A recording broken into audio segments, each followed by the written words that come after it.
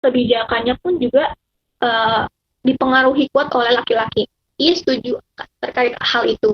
Akan tetapi dari latar belakang ini, tujuan-tujuan yang telah disebutkan para feminis liberal itu yang mendorong akhirnya mereka itu ingin membuat kebijakan-kebijakan yang bisa menjamin tersedianya kesempatan bagi para perempuan. Jadi mereka tuh sangat yakin bahwa kemajuan dalam pergerakan itu ditinjau dari banyaknya perempuan di posisi kuasa. Nah, para feminis liberal ingin memiliki akses bersama-sama dalam ruang publik, agar ruang publik itu nggak cuma jadi kepentingan satu golongan aja dan membatasi ekspresi golongan-golongan tertentu. Nah, hal ini kan ruang publik ini dikendalikan oleh pemerintah atau kelompok-kelompok tertentu.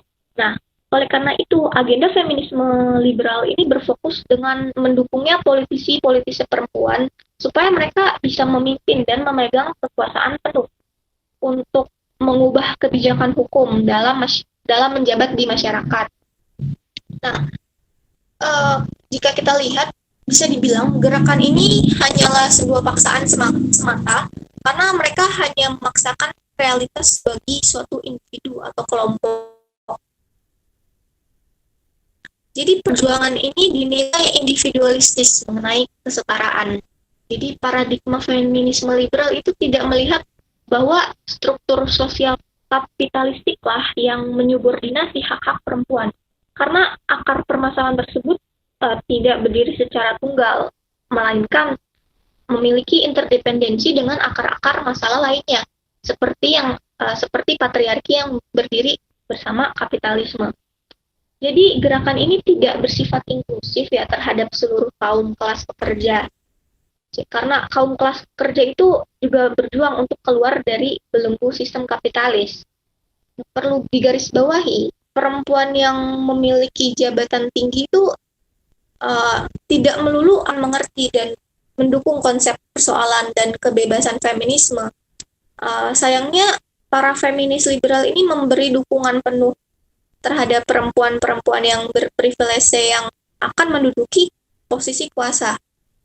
Kaum feminis liberal itu tidak memahami dampak dan esensi dari gerakan feminis yang seharusnya melindungi perempuan secara komprehensif atau menyeluruh. Seperti contohnya kasus dukungan oleh Kamala Harris, jadi beberapa dari kebijakan dan pandangan politik Kamala Harris itu banyak menuai kritikan ya sejak ia menjadi jaksa agung dengan tujuan dan kepentingannya sendiri. Nah, perihal Kamala Harris yang telah terpilih menjadi wakil presiden Amerika Serikat juga nanti akan saya jelaskan di akhir. Oke, lanjut. Jadi permasalahan yang dihadapi ini yang menjadi suatu kritik besar terhadap feminisme liberal. Dengan menyamaratakan perempuan yang berada di posisi kuasa atau perempuan yang berada di lapisan kelas atas masyarakat dengan perempuan kelas pekerja itu sangat-sangat berbeda gitu. Para perempuan tersebut jelas berbeda secara kelas sosial dan pastinya memiliki kepentingan yang saling bertentangan. Dengan begitu, perubahan hasil perjuangan dari perempuan feminisme liberal ini yang sering digembar-gemburkan sebagai suatu pencapaian itu akan bermakna parsial karena keberhasilan itu hanya melepas satu tali kekang saja, yaitu tali kekang kaum laki-laki. Oke. Next slide. Okay. Keterkaitan terhadap feminisme Marxis. Oke, di sini kita akan membahas juga sedikit tentang feminisme Marxis yang sekiranya juga bersinggungan atas kritik liberal. Pertama-tama sejumlah filsuf Amerika seperti Nancy Fraser yang tadi intelektual feminis lainnya banyak menulis buku yang berjudul Feminism for the 99% a Manifesto. Mereka menyebutkan sebuah pernyataan politik yang sangat ya untuk melawan pandangan feminisme liberal untuk kepentingan sebagian besar perempuan di dunia atau ya 99%. Nah, istilah 99% ini awalnya karena jargon yang sangat populer pada gerakan Occupy Wall Street 2011 lalu di Amerika. Mereka memprotes masalah kesenjangan sosial, ekonomi, dan korupsi ya, serta pengaruh negatif terhadap pemerintah. Nah, ini pada akhirnya gerakan Occupy Wall Street ini memicu gerakan seluruh dunia. Nah, jadilah 9% ini untuk menggambarkan yang besar penduduk di muka bumi ini merupakan kelas pekerja dari mulai buruh tani, nelayan, pekerja kantoran, pekerja industri, sampai pekerja lepas. Nah, kenapa hal ini berhubungan dengan feminisme Marxis? Karena feminisme Marxis juga memandang bahwa konstruksi sosial dalam kerangka adalah pada perempuan. Nah, keterkaitan ini karena Marxis menyatakan kepentingan kaum perempuan kelas atas ya, kelas menengah dan yang berpunya. Persoalan itu banyak dihadapi oleh kaum 99%, termasuk perempuan dan kelompok marginal lainnya, diri oleh yang hanya dapat diatasi dengan feminisme yang satu dengan anti kapitalis. Nancy Fraser itu menyebutnya sebagai feminisme untuk kaum 90% of them for the 99%. Feminisme untuk kaum 99% ini secara khusus membahas persoalan subordinasi reproduksi sosial sebagai akar dan pemilihan gender di dalam masyarakat kapitalis. Jadi feminisme untuk kaum 99% itu feminisme yang bersatu dengan setiap gerakan yang berjuang untuk kepentingan kaum 99%. Jadi mereka juga menuntut gerakan untuk pendidikan tinggi yang gratis dan juga berkualitas, pelayanan publik bagi semua orang, perjuangan pemenuhan hak-hak buruh, dan perlindungan kesehatan. Lalu perlu ditekankan juga, feminisme untuk kaum 99% itu sama sekali tidak tertarik dengan perempuan borjuis yang menjadi CEO. Karena justru mereka menginginkan dunia tanpa CEO dan juga penghapusan penindasan. Feminisme yang dimulai dari kelas bawah ini harus bergerak dan bisa menghubungkan perjuangan untuk melawan kekerasan berbasis, dapat membahas pencabutan akar subordinasi perempuan dan sosial penindasan gender di masyarakat kapitalis itu sendiri. Suara saya masih jelas kan ya, karena azan. Jelas kok Ratu, silakan dilanjut. Jelas Kak, jelas. Oke, minta tolong next, Albert.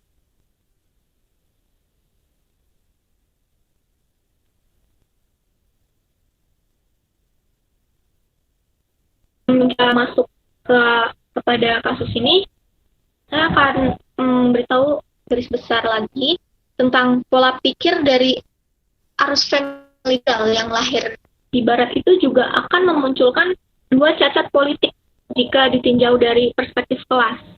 Yang pertama itu konsep ini akan menciptakan terpecahnya konsentrasi perjuangan kelas dari perempuan kelas terdes untuk membebaskan diri dari kapitalisme.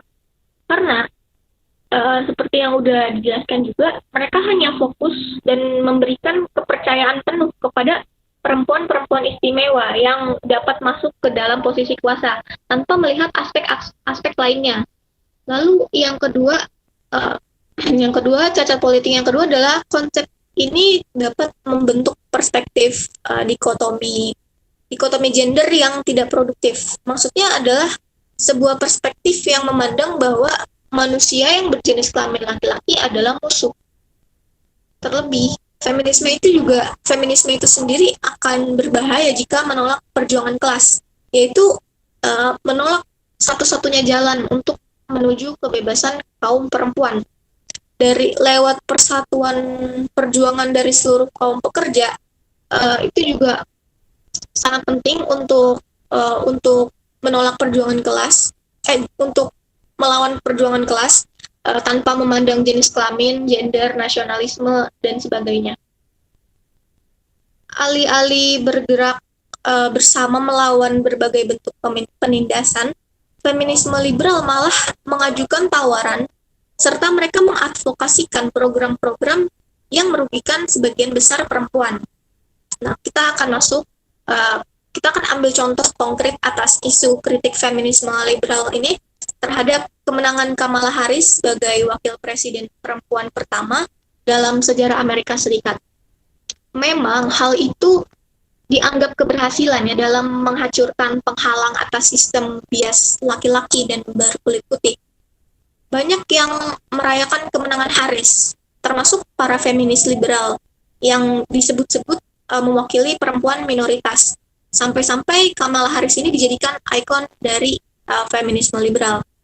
Tetapi kita juga tidak boleh melewatkan sesuatu dari sekedar keterwakilan representasi saja, tapi kita jangan sampai terlewat perihal dimensi kelas sosial. Kamala Harris sendiri telah mendapatkan banyak sekali keuntungan-keuntungan dan berbagai kapital yang ia miliki sejak awal untuk membentuk dirinya menjadi seperti sekarang. Jika kita hanya berhenti pada keterwakilan itu saja, itu akan menjadikan kita luput ya untuk mempertimbangkan bahwa ada banyak sekali perempuan di luar sana yang tidak ditakdirkan memiliki kesempatan serta keuntungan seperti Kamala Harris. Karena Kamala Harris kita tadi menyebutnya kaum 99%, maka Kamala Harris hanyalah 1% perempuan istimewa yang telah dilimpahi berbagai macam privilege sejak awal itu ya. Jadi sementara itu masih banyak 99% perempuan lain yang hak-haknya masih perlu untuk terus diperjuangkan. Ini akan menjadi sia-sia apabila sekarang itu banyak yang terlalu larut dalam merayakan kemenangannya. Karena feminisme yang tujuan utamanya adalah memperjuangkan keadilan sampai pada akar-akarnya, ini akan tersamarkan oleh figur-figur perempuan istimewa yang dianggap sebagai representasi dari keberhasilan gerakan feminisme. Jika sudah demikian, mungkin kita mengira kemenangan itu semakin dekat, tetapi cita-cita feminisme justru semakin jauh. Karena kemenangan Kamala Harris ini cukup dipandang sebagai momentum ya untuk menjadikan gerakan-gerakan perempuan itu menjadi semakin militan dalam memperjuangkan keadilan yang lebih substansial. Oke, baik. Sekian dari pemaparan saya mengenai diskusi pada hari ini. Jika ada yang ingin menambahkan, tidak setuju atau ada pertanyaan yang kurang jelas, bisa dilihat juga papernya yang lebih jelasnya, maka saya akan menjawab juga sesuai kemampuan saya. Oke, saya kembalikan kepada teman-teman dan moderator. Terima kasih.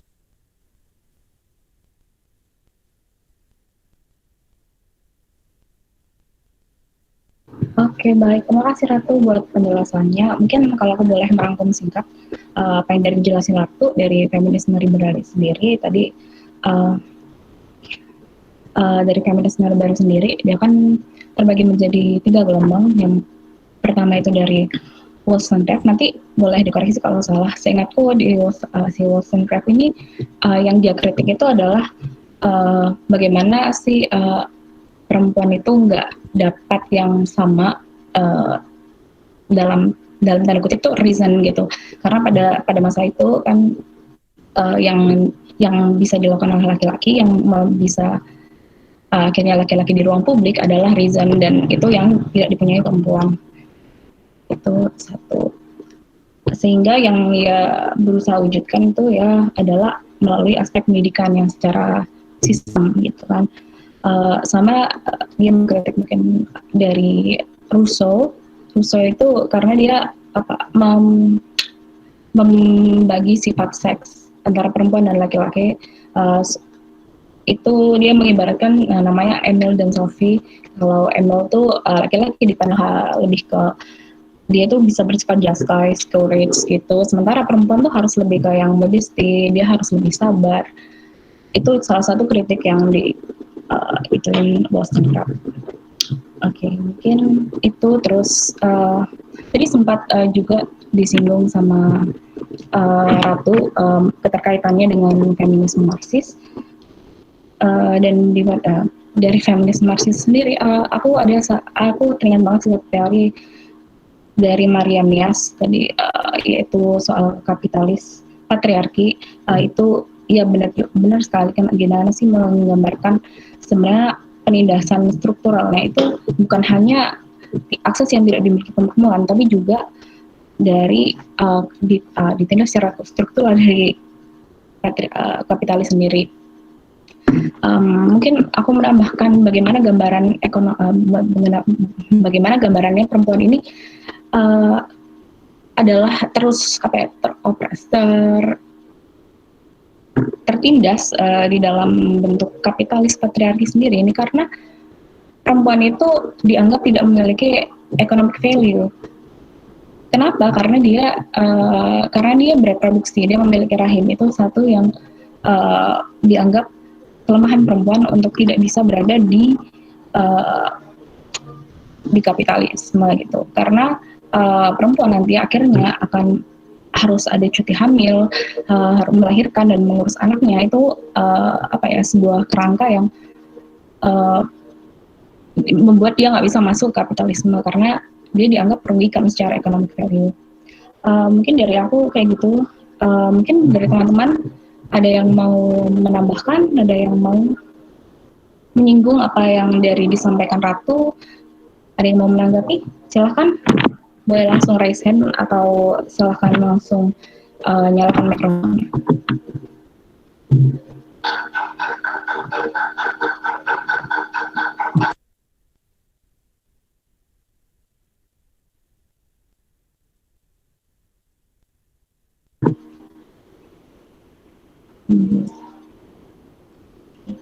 Gimana teman-teman, apakah ada yang mau menambahkan, menanggapi apa yang sudah disampaikan oleh Ratu? Apa mungkin dari paper yang sudah dibagikan, dari paper yang dibaca, mungkin ada sesuatu yang ingin ditanyakan, ingin disanggah?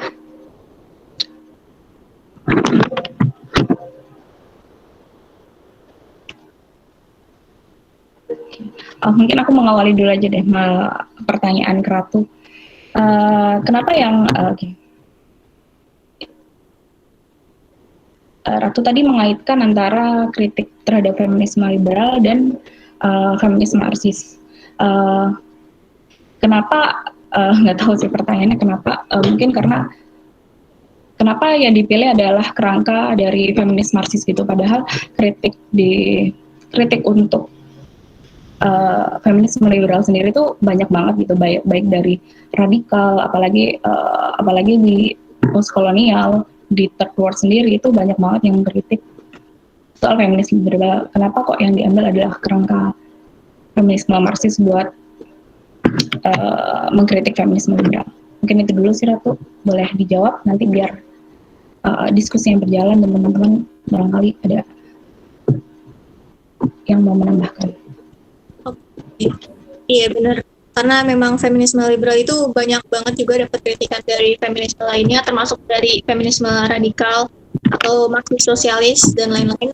Dan kenapa aku ambil ini, karena karena feminisme liberal itu berfokus pada ranah privat dan publik ya, agar para perempuan itu lebih bisa masuk ke dalam ranah publik. Jadi tidak hanya kepada ranah privat saja, tapi mereka juga ingin bisa lebih mendunia secara global di dalam ruang publik. Karena bagi Engels juga bilang membebaskan perempuan dari rantai opresi kelas itu dapat dilakukan untuk menyertakan perempuan dalam ruang publik atau bisa mengintegrasikan perempuan ke dalam dunia kerja. Tapi pandangan ini dikritik juga oleh Maria Rosa Dalla Costa, itu feminis Italis. Jadi solusi dan opresi terhadap perempuan itu ya bukan hanya pengintegrasian perempuan ke dalam dunia kerja, tapi melainkan para perempuan juga butuh dihargai dan diakui atas kerja-kerja domestik yang telah dilakukan oleh perempuan atau ranah privat itu sendiri. Seperti itu mungkin jawaban dari aku. Oh ya, oke. Ada teman-teman yang mau nambahin? Nah ya itu barusan jawaban dari Ratu, aku juga kira diingatkan bahwa kira kritik feminis Marxis itu adalah soal domestifikasi. Bagaimana sebenarnya domestifikasi itu perempuan di domestik itu sebenarnya mereka bekerja diibaratkan sebagai unpaid labor gitu kan, pekerja yang nggak kebayar, yang tidak dibayar gitu. Itu salah satu yang ingat. Mungkin dari teman-teman lain ada yang mau menambahkan, ada yang mau menanggapi atau menyanggah dari pernyataan Ratu. Silakan langsung angkat tangan atau langsung nyalakan mikrofon aja. Cukup ramai pada hari ini, dari 27 orang datang. Karena biasanya kalau diskusi gitu ramai kalau soal feminis atau marxisme gitu. Izin berkomentar ya, silakan Mas Mose. Langsung bisa menyalakan mikrofonnya, silakan. Makasih. Suara saya jelas ya? Jelas Mas. Mungkin nambahin juga buat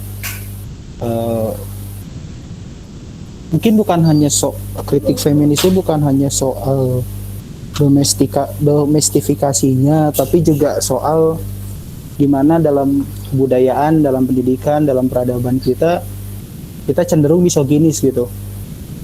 Itu yang aku kira mungkin cukup masuk di bagian akhir papernya Mbak Ratu ini, dimana Mbak Ratu bilang di akhir kan, kemenangan Kamala Harris cukup dipandang sebagai momentum untuk menjadikan gerakan perempuan semakin militan. Gimana tadi? Bahwa memang semakin dekat dengan kemenangan, tapi di sisi lain ada sesuatu yang ditinggalkan gitu.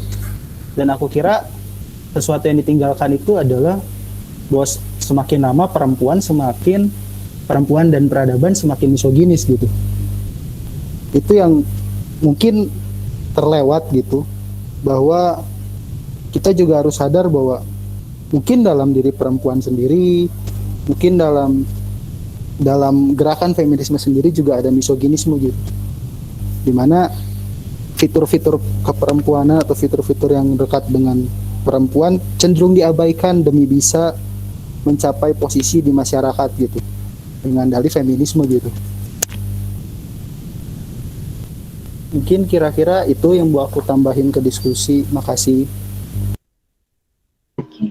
Baik, terima kasih Mas Mose. Ya tadi saya sempat menggarisbawahi apa yang lebih kepada gimana sih soal feminisme, bahwa patriarki dan misoginisme itu secara kultural tuh ada, dan itu mungkin ditambahkan bagaimana sih feminitas itu sendiri kadang dianggap problem dan justru dihindari untuk mencapai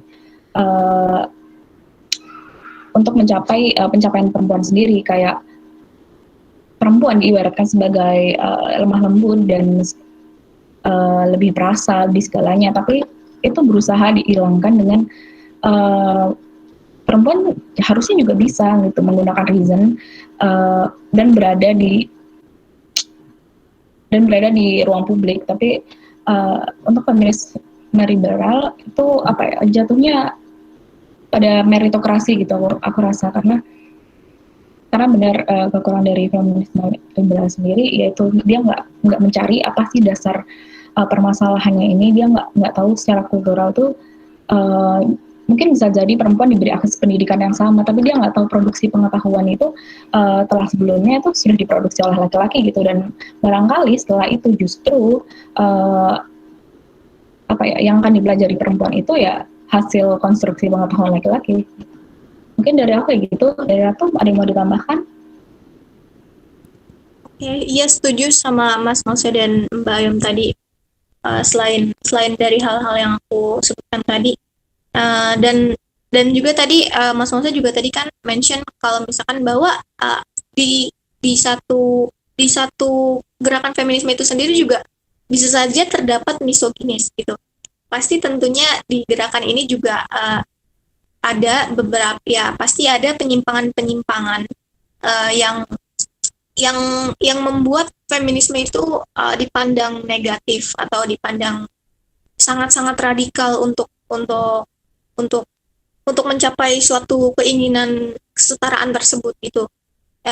Tetapi kita juga jangan sampai menganggap penyimpangan-penyimpangan tersebut itu adalah suatu akar dari feminisme, akar dari tumbuhnya feminisme. Karena itu biasa disebut itu adalah kan feminazi ya. Feminazi itu adalah ekstrim dari gerakan feminisme yang sangat ekstrim, yang biasanya mereka telanjang seperti laki-laki atau ya penyimpangan lainnya yang maka dari itu suka disebut negatif ya. Maka itu bukanlah suatu akar dari gerakan feminisme, perlu digarisbawahi. Itu sih. Mungkin teman-teman yang lain ada pendapat lain. Oke, terima kasih Ratu. Mungkin dari teman-teman ada yang mau menambah ya? Kan ada yang mau menanggapi terkait apa yang tadi udah diskusikan sama Mas Mose William, juga menambahkan gimana jangan-jangan di dalam gerakan feminisme sendiri bisa jadi secara plural tuh terdapat gitu hal-hal yang misoginis bisa jadi. Mungkin aku ingin menambahkan sedikit sih dari gerakan feminisme di gerakan feminisme sendiri. Mungkin aku sekarang lagi lebih mendalami gimana feminisme sendiri di third world country, di negara dunia ketiga itu jauh berbeda gitu dengan negara di barat katakanlah, karena banyak sekali akhirnya kritik kepada feminisme itu yang memandang bahwa jangan-jangan teori feminisme ini tidak bisa diaplikasikan di dunia ketiga, karena ini seakan-akan tuh hanya diadopsi dan ditempel aja gitu. Bahkan isu-isu yang dibawa pun akhirnya bisa jadi nggak akan bisa sama dan nggak akan bisa kontekstual dengan apa yang ada di negara dunia ketiga. Mungkin itu satu. Dan mungkin ini juga kritik sih untuk feminisme Marxis, karena karena feminisme Marxis akhirnya tetap memandang itu dengan memandang penindasan, memandang penindasan itu dengan posisi biner, dengan kelas pekerja dan berjuis, perempuan dan laki-laki, memandang pada posisi biner gitu. Sementara akhirnya kita melupakan gitu banyak sekali penting buat satu penindasan itu lebih pada interseksional, jadi dia itu tumpang tindih, saling berkelindan, dan itu sih salah satu yang mungkin bisa aku ajukan untuk menambah diskusi kali ini. Oke, Dimas, silakan Dimas. Oke, halo, suaraku kedengaran jelas ya? Kedengaran. Ya. Ini menarik sih, karena tadi Ayom barusan nambahin beberapa hal soal feminisme Marxis. Nah, aku sebenarnya pengen tahu lebih jauh dan lebih tegas terkait Ratu dan juga Ayom, dan mungkin juga teman-teman yang lain kalau ada tanggapan terkait ketika kita mencoba untuk mengkritik posisi feminisme liberal itu dengan feminisme Marxis. Nah, pada akhirnya kan ketika kita mencoba untuk menggunakan kerangka Marxis, artinya ini karena memang mungkin aku yakin Ayom dan Ratu lebih paham ya soal feminisme, tapi aku coba tarik secara umum dari kerangka Marxis. Berarti posisi gender, posisi wanita itu dalam kerangka Marxis seharusnya ditempatkan subordinat dari kerangka kelas. Sehingga ketika kita mencoba untuk mengkritik persoalan perempuan, maksudnya dalam artian penindasan perempuan dan sebagainya, itu mau nggak mau akhirnya justru menempatkan perempuan itu sebagai suatu identitas itu subordinat dari identitas kelas. Nah itu menurut kalian bagaimana? Itu aja sih. Thank you. Oke, makasih Dimas buat tanggapan dan pertanyaannya. Mungkin aku mau menjawab terkait apa yang ditanyakan oleh Dimas. Tadi pertanyaannya, posisi perempuan, gimana Kak tadi? Bisa diulang? Posisi perempuan di identitas kelas. Kayak gitu ya, Dim? Ya, jadi pertanyaannya itu, kalau misalnya kita menggunakan kerangka Marxis dalam feminisme, berarti seharusnya implikasinya adalah kita menempatkan posisi perempuan sebagai identitas itu subordinat atau hanya merupakan bagian dari persoalan kelas sebagai identitas, seperti itu. Nah, tanggapan kalian gimana? Oke. Kalau menurutku memang ini adalah permasalahan kelas dari feminisme Marxis itu sendiri, karena perempuan juga dalam mengapa perempuan pekerja juga harus mencari persatuan dengan feminisme borjuis. Pada kenyataannya kan siapa yang akan memperoleh keuntungan jika terjadi aliansi semacam itu? Yang pasti kan bukan dari pekerja wanita. Jadi kaum Marxis pun mendukung program politik yang radikal untuk membebaskan perempuan melalui revolusi itu. Karena untuk penekanan khusus untuk kerjaan di antara perempuan-perempuan itu dalam mengubah kondisi mereka secara material setelah revolusi itu tersebut. Begitu kalau tanggapan aku. Mungkin Kak Ayom bisa ditambahi.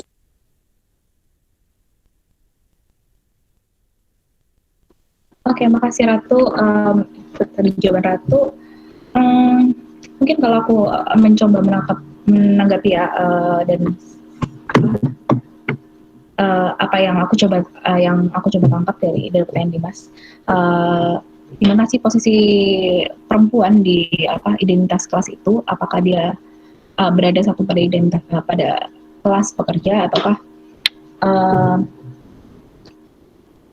berada subordinat di bawah dari itu? Sebenarnya pembacaanku sendiri mungkin minim soal feminisme Marxis karena itu tadi yang pertama aku menganggap yang di bawah feminisme Marxis itu tetap oposisi biner, tetap memandang kelas pekerja dan borjuis dan perempuan dan laki-laki gitu katakanlah. Dalam feminisme Marxis sih mungkin kalau kamu coba nangkap wanita tuh bahkan subordinat gitu di bawah kelas pekerja karena satu dia tertindas karena dia wanita dan dia tertindas karena dia kelas pekerja gitu. Kalau misal hal itu tidak, misalnya kalau misalnya feminisme Marxis dalam kerangka Marxis saja, itu perempuan kan juga bisa masuk dalam kelas pekerja, tapi persoalan adalah perempuan kelas pekerja itu kan tertindasnya secara lebih gitu, secara double. Mungkin kayak gitu sih Dimas kalau aku coba nangkap. Mungkin Dimas sendiri ada tanggapan? Oke, berarti kalau aku coba narik, itu bukan suatu permasalahan berarti ya. Ketika kita setidaknya dalam tataran analisis konseptual itu mengasumsikan demikian gitu. Atau gimana tegas? Nggak masalah berarti?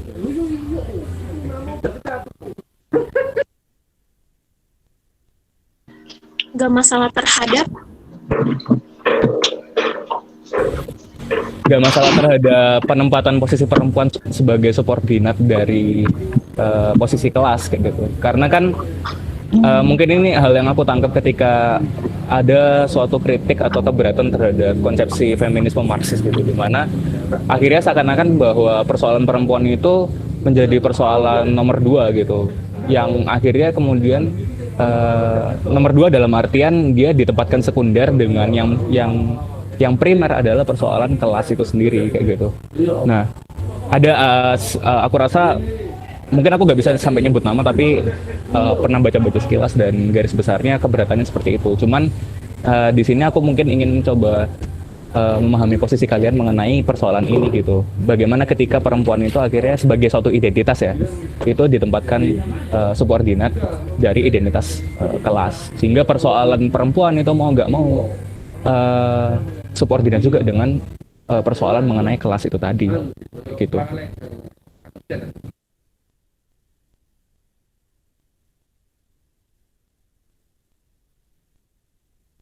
Oke, mungkin Ratu. Oh ya. Tadi agak keputus ya.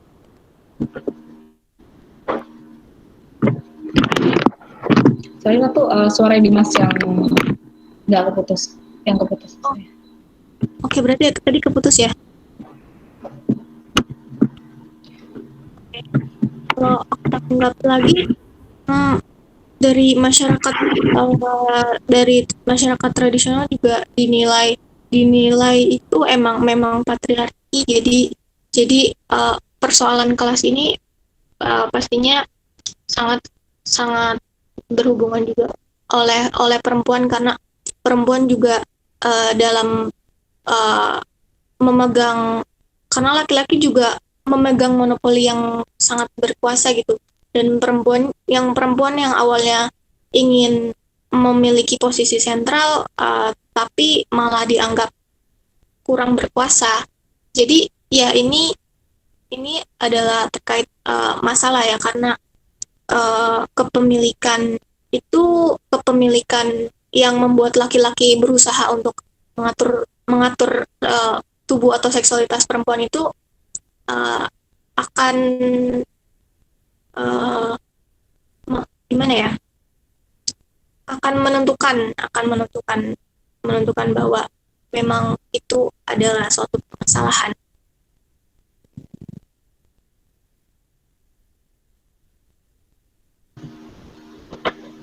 Oke, terima kasih Ratu buat jawabannya. Ini Bagas mengangkat tangan, silakan Bagas kalau mau menanggapi. Halo. Suaraku kedengaran ya? Sorry ya, lagi di luar soalnya. Aku mau nanya, karena kan dari tadi yang dibahas soalan Marx terus kan, kalau aku pernah baca di bukunya Holly Schreiner itu, yang Woman and Labor, dia kan bahas tentang feminisme juga. Itu dia buka bukunya dengan pleya atau permohonan. Dia bilang kalau beri kami tenaga kerja serta pelatihan yang cocok untuk persalinan atau untuk kelahiran. Maksudnya kan perempuan.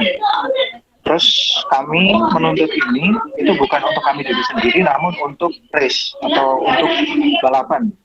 Nah, ini berhubungan dengan Darwinisme sosial, di mana seleksi alam itu jalan karena ada perlombaan. Nah, masalahnya apakah utopisme Marx itu sendiri, utopisme di Marxis itu sendiri, dia akan sejalan dengan prinsip-prinsip manusia yang terus balapan gitu. Karena saya tidak menemukan utopisme itu bisa berjalan. Karena feminisme itu kan soal kesetaraan yang menurut saya itu jatuhnya utopis gitu. Apakah kesetaraan itu akhirnya bisa tercapai ketika manusia itu sudah pada kodratnya itu berlomba-lomba gitu. Bahkan sebelum manusia itu jadi Homo sapiens, ibaratnya kayak gitu dalam tanda kutip. Jadi apakah tidak akan ada superioritas gitu? Apakah dalam feminisme itu akhirnya tidak memihak pada 1% itu akhirnya, ataukah justru kesetaraan itu akan membuat orang terlalu memihak pada orang-orang yang buruh misalnya? Itu gimana untuk mengatasi keberpihakan itu? Gitu kira-kira. Oke, mungkin aku rangkum karena suaranya ketutup sama suara lain tadi ya, ramai. Mungkin kalau misalkan aku ambil kesimpulan, maksudnya apakah feminisme Marxis ini atau gerakan feminisme Marxis ini adalah suatu hal yang utopis? Begitu bukan? Iya nggak, Kak Ayom?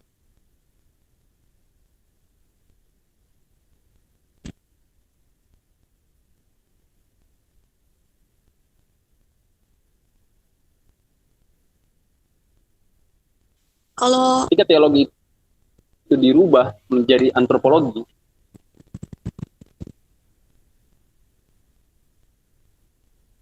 ya udah kalau gitu aku jawab dulu aja ya. Aku jawab. Sorry Ratu, barusan aku nggak dengar gimana. Enggak, tadi aku mau memperjelas aja, mau make sure aja. Tadi yang ditanyain sama Kak Bagas itu, apakah feminisme Marxis itu adalah suatu hal yang utopik gitu, karena hanya akan mengalami suatu keberpihakan kepada suatu kaum aja gitu, bukan? Ya, yang coba disampaikan Bagas adalah utopis karena Bagas sangat. Oke, berarti bagaimana solusinya gitu ya? Oke, memang feminisme ini berhadapan dengan banyak sekali ancaman dan lain-lain ya, karena selain kita berhadapan dengan kapitalis, patriarki, dan juga kita berhadapan dengan budaya yang juga akan berhubungan dengan sejarah, karena memang itulah perjuangan yang perlu diperjuangkan oleh para feminis. Nah, kalau untuk masa depan feminisme sendiri, kalau aku kaitan di Indonesia gitu, memang masih banyak dilema yang terjadi di dalamnya. Pertama, dilema yang menimpa kaum perempuan itu sendiri gitu. Jadi mungkin hal ini dirasa karena di Indonesia kekurangan tokoh panutan atau role model ya, yang dijadikan contoh itu untuk kesuksesan mereka. Walaupun beberapa tahun belakangan ini memang sudah banyak sosok-sosok menteri perempuan atau influence perempuan yang juga bisa dijadikan role model. Tapi bagaimana solusi ya untuk menghindari hal itu atau untuk berhadapan dengan suatu hal yang utopis itu? Memang kita masyarakat itu memang kita ini ingin menegakkan kesetaraan dan keadilan untuk perempuan, atau bisa juga dibilang internalized sexism yang seringkali nggak sadar orang-orang atau bahkan di kalangan feminis itu sendiri. Nah, terus gimana agenda feminis di masa depan gitu? Jadi menurut saya bisa diambil dari feminisme bukan feminisme, bisa diambil dari feminisme radikal, bahwa suara dan pendapat seseorang itu memang harus dihargai terlepas dari siapapun yang menyampaikan gitu, karena kita juga selain memperjuangkan hak kelas itu juga kita ingin dihargai dan diterima dalam pekerjaan kita di ranah privat. Nah, agenda feminisme di masa depan itu juga tidak akan berjalan tanpa adanya rasa percaya atau saling menghargai gitu di antara masyarakatnya. Karena perempuan kan sering banget dilihat sebagai individu yang terpisah dari masyarakat secara general atau yang termarginalisasi. Jadi ya kita memang berat perjuangan, dan tapi tetap harus dilakukan. Jadi dengan yang tadi aku omong tadi, jadi perempuan itu harus terus bisa untuk menyuarakan pendapatnya dan suaranya agar feminisme di masa depan itu benar-benar terwujud. Seperti itu sih kalau dari aku. Mungkin gimana tanggapan Kak Ayom? Oke, Ratu. Tadi sebenarnya aku berusaha mencoba menangkap apa yang dikatakan Bagas itu adalah karena kamu menggunakan kerangka feminis Marxis yang artinya menggunakan Marx yang meniadakan competition mengadakan kompetisi itu sendiri. Itu kan juga yang dikritik ke feminisme liberal bahwa akhirnya feminisme liberal tuh hanya mengandaikan perempuan bisa berada di ruang publik dengan meritokrasi, dengan kompetisi itu sendiri.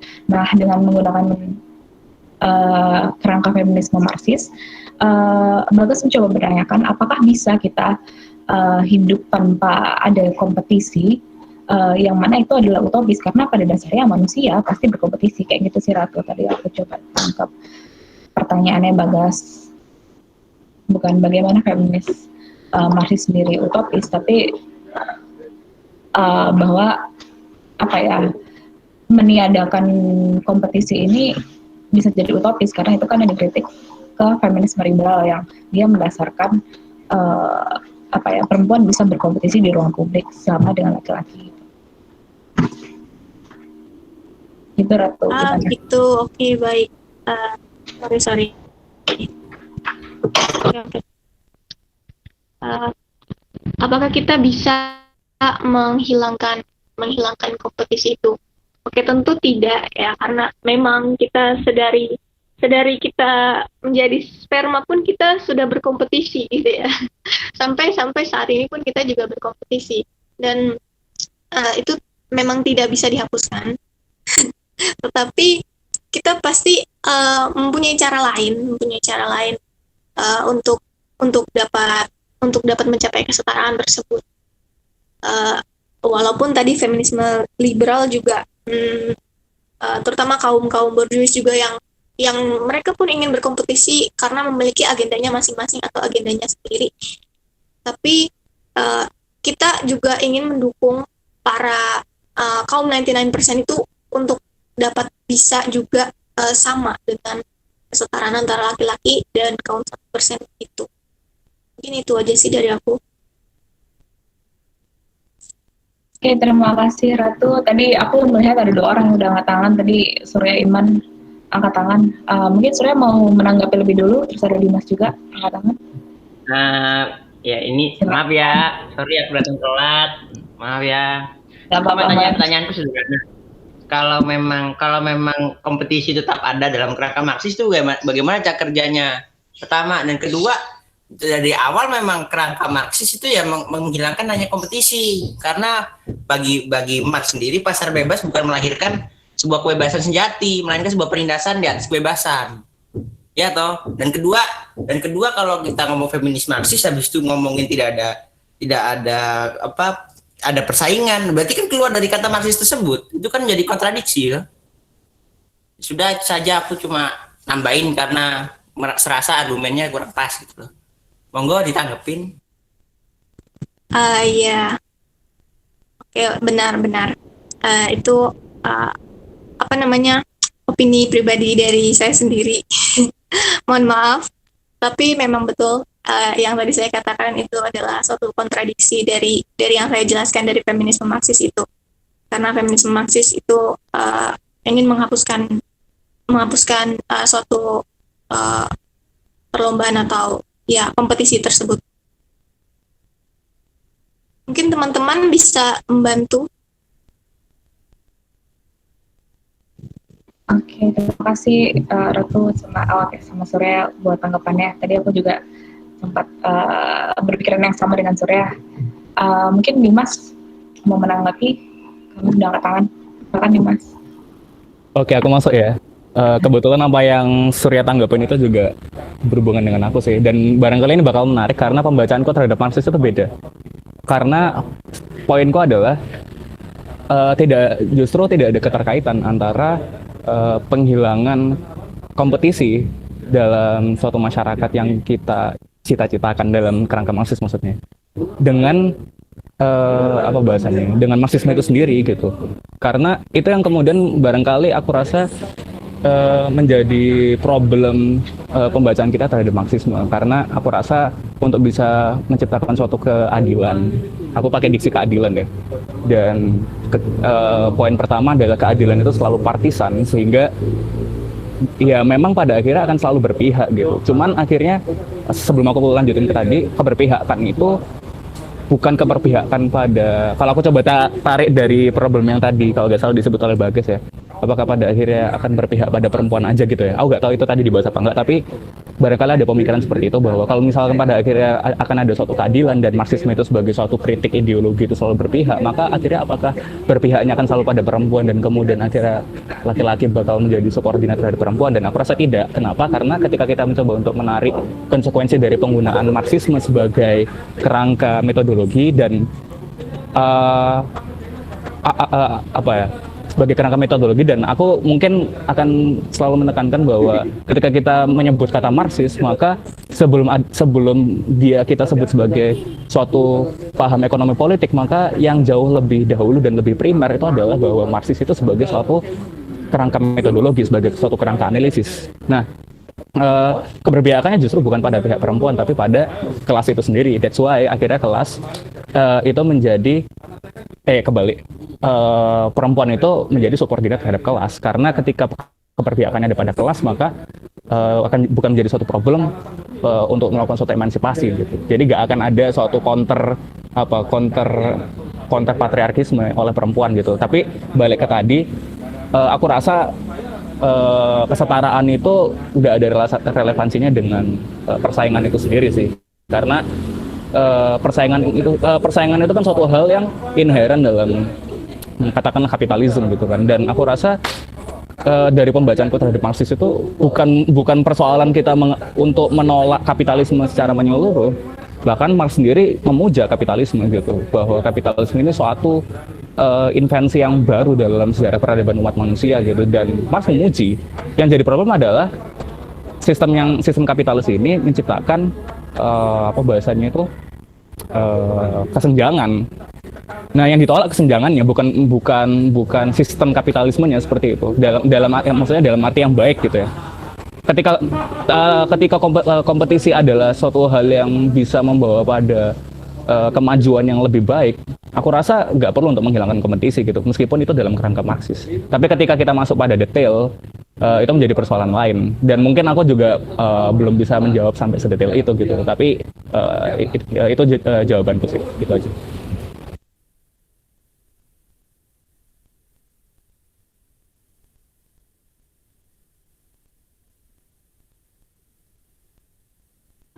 Oke, terima kasih Dimas buat tanggapannya.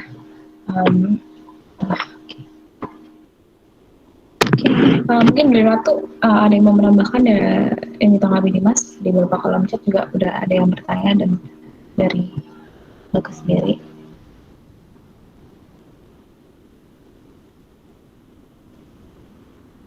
Silakan Ratu kalau mau menanggapi. Iya, baik. Tadi aku setuju ya sama Kak Dimas, bahwa tidak perlu untuk menghapuskan kompetisi, tetapi karena yang dipermasalahkan adalah kesenjangan. Terus di sini ada pertanyaan dari Muhammad Iqbal, bagaimana pendapat kalian dengan pekerjaan yang mengalami proses feminasi? Dominan perempuan dan perempuan mengisi key role dalam pekerjaan tersebut, dan posisi laki-laki lebih subordinat di pekerjaan tersebut. Jadi ini ya dibalik ya, keadaannya dibalik antara perempuan yang lebih mendominasi. Oke, mungkin saya ingin membalik bertanya, jika hal itu terjadi, apakah kaum laki-laki akan melakukan hal yang sama dengan feminisme, dengan para kaum feminis ini? Tetapi bagaimana pendapat?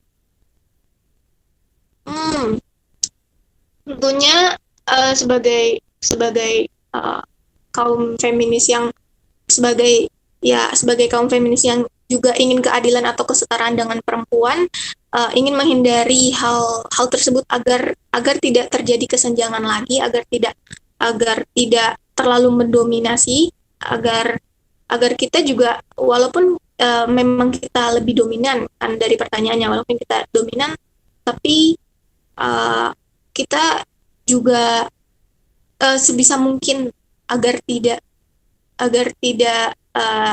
tumbuhnya hal-hal buruk atau ancaman yang memang kaum feminis itu hadapi. Mungkin itu.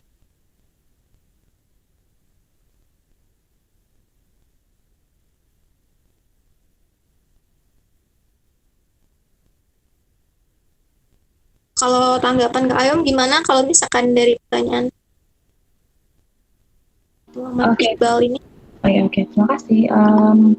Dari tanggapan yang disampaikan Iqbal, pertanyaan lebih tepatnya di kolom komentar, menanyakan pendapat mengenai pekerjaan yang mengalami proses feminisasi dan perempuan mengisi role dalam.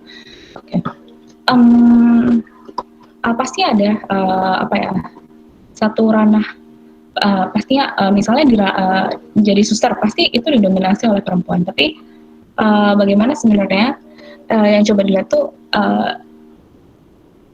di kerangka kapitalistik itu perempuan tidak punya economic value gitu ya, itu tadi karena perempuan dan memegang role sebenarnya saya melihat itu hampir nggak mungkin sih, karena ya kalau misalnya kita lihat dari kerangka kerja kapitalistik sendiri ya, karena perempuan memang tidak memiliki economic value ya, karena itu tadi, karena dia bereproduksi, karena memiliki rahim ya dianggap akan merugikan gitu, karena dia akhirnya harus mengurus perihal domestik, dan itu kan merugikan di kapitalisme ya, itu masih yang coba aku lihat kalau misalnya, dan nggak mungkin sih bagaimana perempuan memegang role sementara posisi laki-laki sebagai subordinat. Tapi pastinya ada di mana ranah-ranah kerja tertentu yang perempuan tuh mendominasi, yaitu tadi seperti suster. Tapi kalau aku coba lihat ini lagi, mungkin di ranah pekerjaan di ginekologi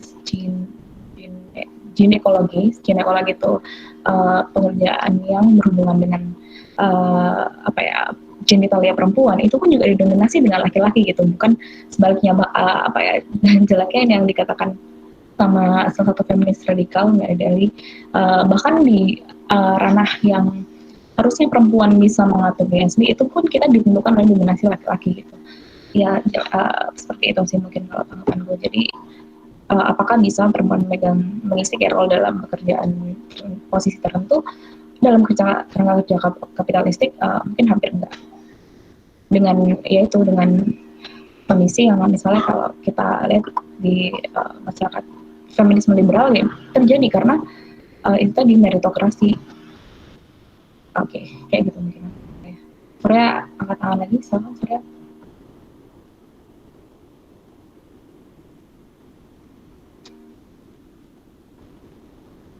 Surya mau menanggapi? Bentar, sebenarnya aku nggak nanggepin yang Mbak Ratu ya, tapi aku nanggepin ke Dimas sendiri. Kalau Dimas mengatakan bahwa kompetisi tidak ada keterkaitan dengan kesetaraan atau penindasan, bahkan Marxisme tidak ada hubungannya dengan kesetaraan. Kita lihat contoh objek konkret saja bagaimana kendali ekonomi terjadi ketika rezim Marxis berkembang. Sebagai contoh Kuba. Kalau kita membandingin Kuba sebagai negara yang menurut data statistik negara paling pintar karena melek bacanya 99,6% seingat saya. Habis itu negara dengan jumlah nakes dalam persentase negara, dan satu negara berapa jumlah tenaga kesehatan dia paling banyak. Nah, hal yang menarik apa? Bahwa dalam gaji seorang tenaga kesehatan lebih murah daripada gaji tenaga seorang taksi. Itu artinya kan sebagai contoh bahwa negara mengontrol pembagian hak pengupahan toh. Berarti ya secara tidak langsung tidak ada kompetisi.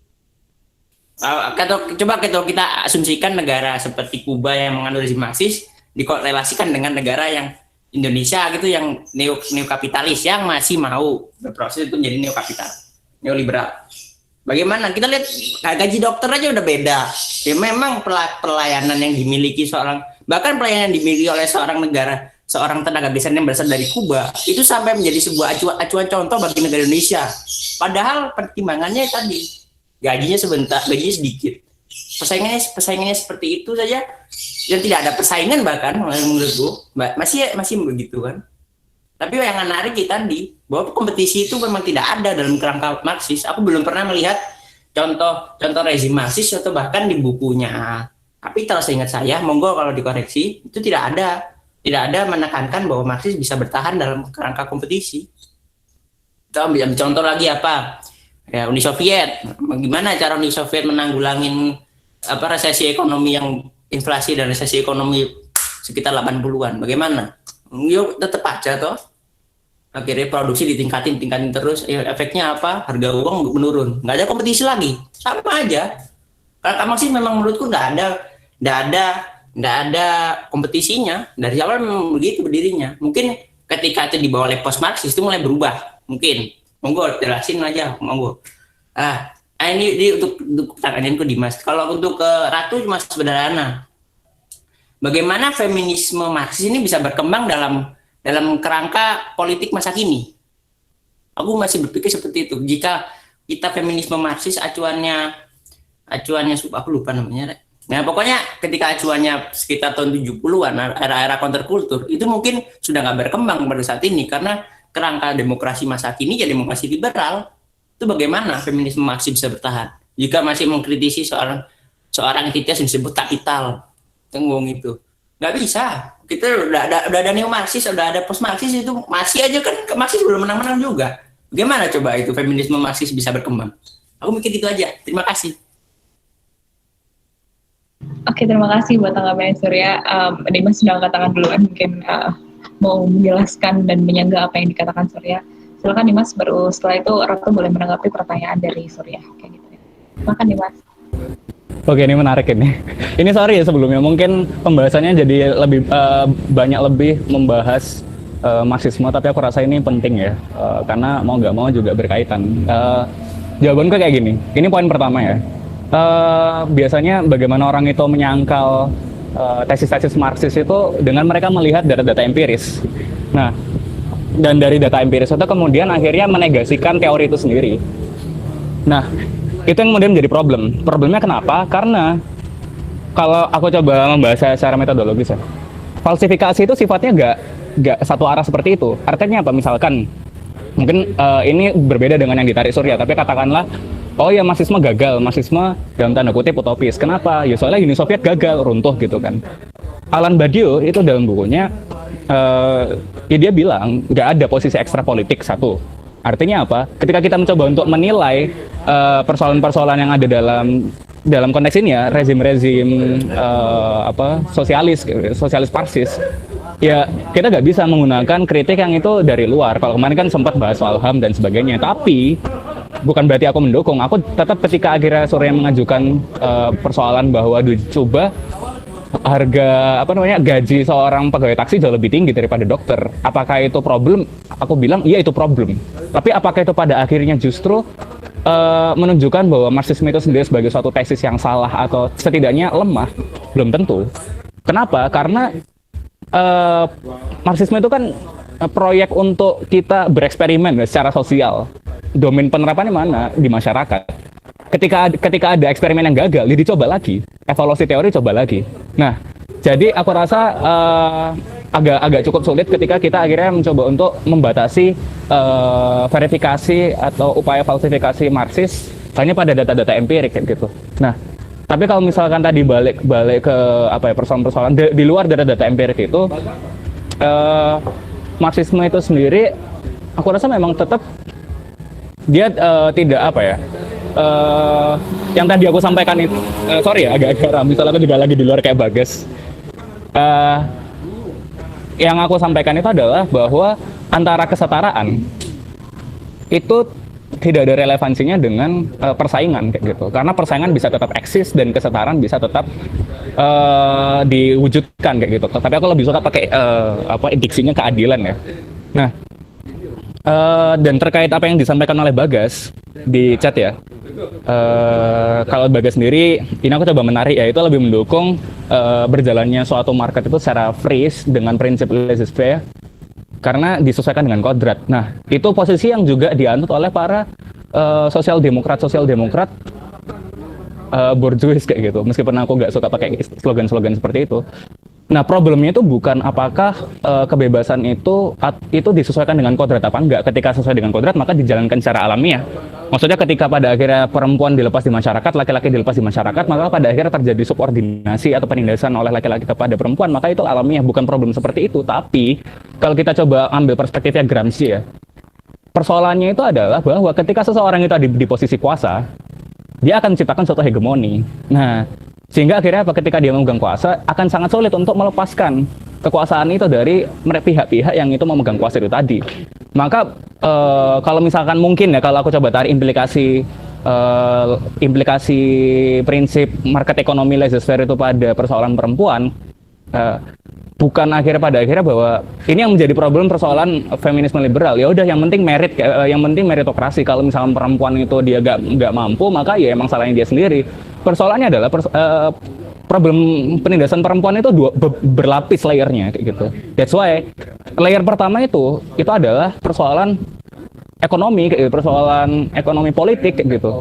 Baru kedua akhirnya masuk ke persoalan perempuan itu sendiri in itself gitu. Yang akhirnya masuk kita ke kritik budaya, kritik soal relasi kuasa dan sebagainya. Kenapa? Ketika kita langsung fokus ke perempuan, perempuan sendiri dia juga berbeda secara kepentingan antara perempuan borjuis gitu dengan perempuan kaum buruh. Nah, ketika pada akhirnya kita mencoba menyetarakan perempuan itu tadi bahwa untuk memperjuangkan satu tesis keadilan, nggak bisa. Pengondisiannya aja sudah berbeda. Nah, kayak gitu. Itu poin yang kedua, dan yang pertama itu tadi sih aku rasa falsifikasi terhadap persoalan persoalan kompetisi dalam kerangka Marxis itu menurutku nggak terkait sih dengan persoalan itu tadi. Mungkin itu aja. Monggo kalau mau ditanggapi lagi sama Surya, ini menarik. Thank you. Sorry kalau agak banyak. Terima kasih Dimas. Mungkin ke Ratu dulu dari pertanyaan Surya. Gimana tuh Ratu mau menanggapi? Mau menjawab? Oke. Terkait pertanyaannya, kenapa masih pakai feminisme Marxis? Kenapa udah ada neo-Marxis dan lain-lain?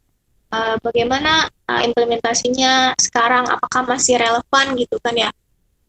Memang jika kita melihat situasi sekarang, bagaimana situasi saat ini menjadikan problematik ya, ketika posisi perempuan itu dalam konteks kapitalisme yang mengglobal itu memang didiskusikan.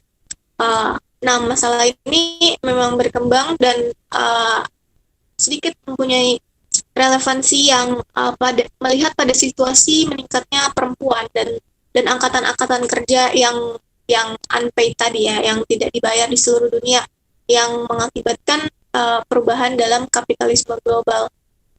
Dan bagaimana relevansi lebih dalamnya, mungkin saya tidak berkapabilitas untuk menjawab ini. Mungkin saya ingin mendapatkan kritikan yang membangun dari teman-teman di sini semua untuk membantu menjawab pertanyaan dari Mas Surya tersebut.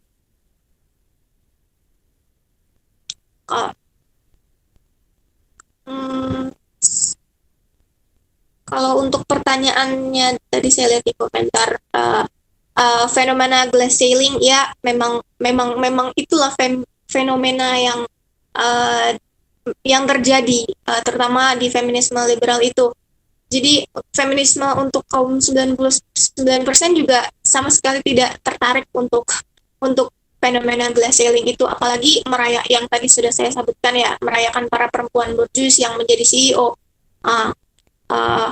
Karena mereka slogannya itu adalah untuk breaking the glass ceiling itu sendiri, agar ya, karena feminisme liberal itu kan juga ingin para perempuan-perempuan yang berprivilege itu menjadi pimpinan perusahaan, maka memang berhubungan dengan fenomena tersebut. Oke, mungkin dari teman-teman yang ingin menanggapi, membantu untuk menjawab pertanyaan Mas Surya tadi. Oke, terima kasih Ratu berjawabannya. Sama menanggapi sedikit dari pertanyaan Mas Muhammad Iqbal itu ya soal fenomena glass ceiling itu emang terjadi di ranah kerja ya, itu yang dicoba untuk dihilangkan oleh feminisme itu. Sementara kalau di feminisme liberal ya itu tadi start perempuan semua nggak sama ya, itu ada berprivilege, jadi ya arahnya ke meritokrasi. Jadi fenomena glass ceiling itu ya memang yang dicoba dihapuskan oleh feminisme. Terus kami sekali di kolom komentar. Oke. Oke. Mas Ferry Wijaya mau komen. Silakan Mas Ferry, boleh langsung dinyalakan mic-nya. Ya halo, sorry saya telat tadi habis pulang. Gini, soal perempuan, terima kasih untuk para perempuan sudah hadir. Soalnya kita tahun lalu perempuannya sepi banget. Karena hari ini Pak pembahasan feminisme, jadi saya harap pertemuan tiap kali ceweknya rada banyak ya, kayak gini ya. Biar kalian kita konsisten kalau ngomongin kesetaraan, supaya jumlah laki-laki dan perempuan di diskusi ini selalu setara gitu ya. Pertama gitu. Yang kedua gini, background saya biologi. Kalian mungkin yang perempuan pasti pada belum tahu. Saya juga baru nongol tadi. Background saya ada biologi. Inilah alasan kenapa saya tidak suka mempelajari manusia. Masalah seperti ini, feminisme, marxisme gitu. Ya, kita harus melihat, kalau saya tarik ya secara biologis. Di dunia biologi itu tidak ada kesenjangan antara jantan dan betina. Itu tidak ada. Saya ingin menegaskan ya, perbedaan antara sama tapi tidak setara dengan setara tapi tidak sama itu berbeda. Laki-laki dan perempuan itu setara, tapi laki-laki dan perempuan itu tidak sama. Artinya apa? Kalau kita ngomongin analoginya gini, kalau kita mengatakan bahwa ada dua orang ya, terlepas gender, satu dokter, satu pengacara, dua pekerjaan yang sangat besar income-nya, mereka bisa dikatakan setara, tapi secara gaji bisa dikatakan secara income bisa dikatakan setara, tetapi secara tugas atau job desk, cara mereka untuk mendapatkan itu berbeda. Ya. Laki-laki dan perempuan itu dari tadi yang dibahas adalah bagaimana cara menghancurkan ketidaksetaraan ini, bagaimana cara menghancurkan budaya patriarki, bagaimana cara membuat perempuan dalam posisi atas. Yang saya heran adalah yang dari tadi tidak pernah dibahas adalah bagaimana cara memperbaiki perempuan itu sendiri. Maksudnya apa? Seumur-umur saya tidak tahu apa itu feminisme. Dari saya kecil SD sampai SMA, sampai pertengahan SMA, yang saya tahu adalah biasanya perempuan tuh lebih pintar dari laki-laki. Aneh kan? Apalagi waktu SD. Jadi sebetulnya mohon maaf buat kalau kita sudah berpikir secara modern, berpikir modern itu bukan berarti maksudnya setelah kita mempelajari marxisme, setelah kita mempelajari kapitalisme, bukan. Maksud saya dalam kondisi betul-betul equal ya. Kita pernah mengalami kesetaraan di dalam sebuah sistem pendidikan. Gue nggak pernah tuh ngerasa bahwa cowok tuh harusnya lebih pintar dari cewek. Teman-teman pernah merasa begitu nggak waktu SD? Waktu kalian masih polos, waktu kalian nggak punya apa-apa, nggak punya persepsi tertentu pada dunia, nggak punya persepsi tertentu terhadap cewek tuh gini, cowok tuh patriarki, cewek tuh matriarki. Enggak, sebenarnya enggak juga. Jadi sebetulnya cewek itu kalau dikompetisikan dengan laki-laki untuk hal yang mereka memang wayahnya memang dikompetisikan, seperti misalnya pelajaran, misalnya pekerjaan sebagai dokter, sebagai saintis, sebenarnya setara dari dulu tuh nggak ada bedanya. Betul. Yang harusnya dipermasalahkan sekarang adalah yang dibahas tuh dari tadi adalah feminisme, tapi saya belum pernah mendengar membahas emansipasinya. Oh, sorry, saya telat. Mungkin tadi 40 menit pertama kalian membahas, tapi saya dari tadi diskusi saya tidak mendengar ada soal emansipasi. Indonesia, kalau kalian mengatakan tidak ada role model, itu salah besar. Indonesia sudah punya sangat banyak role model, terutama di zaman kemerdekaan. Dan satu role model yang tidak bisa kalian bantah, Bu Kartini. Itu tidak pernah dibahas. Saya sedikit kecewa. Ya. Apa perbedaan antara emansipasi wanita versinya Bu Kartini dengan gerusa-gerusunya feminisme di Barat? Itu bedanya apa? Bedanya gini, Bu Kartini tidak pernah saya tidak pernah mendengar Bu Kartini menolak bahwa perempuan tuh masak, macak, manak.